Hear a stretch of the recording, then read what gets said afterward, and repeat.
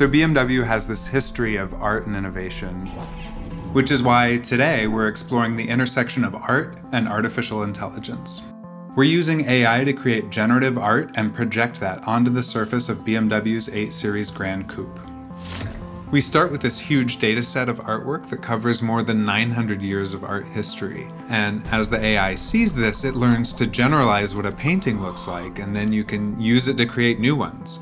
We wanted to take that a step further, though, beyond the history of art, to see what the technology could generate with art from modern living artists. So we started collaborating with Gary Yeh, who's an art collector and the founder of artDrunk, to help us select some inspiring contemporary art to teach the AI with. I think it was exciting to use the BMW car as a canvas, thinking about the themes of mobility, connecting people around the world.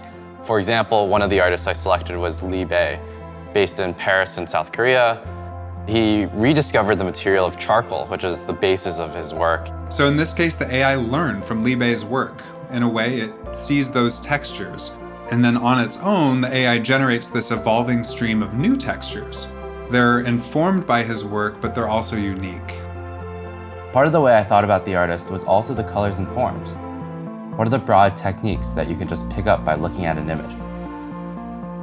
It's like we're teaching this AI a new technique. Exactly. And the 8 Gran Coupe is this car that's grounded in this really elegant design, and it's got this amazing silhouette. Seeing that interplay is really fascinating. I really can't wait to see what ways an artist can use AI as a part of their practice, especially as a tool to explore their creativity. What's exciting about this project is that it brings all these different things together that we're talking about. Using art, using technology, and then we've got this canvas of the car to project all this stuff onto. So BMW is actually celebrating their 50th year of cultural engagement. They've had a long history of art cars, working with artists to use the car as a blank canvas of sorts.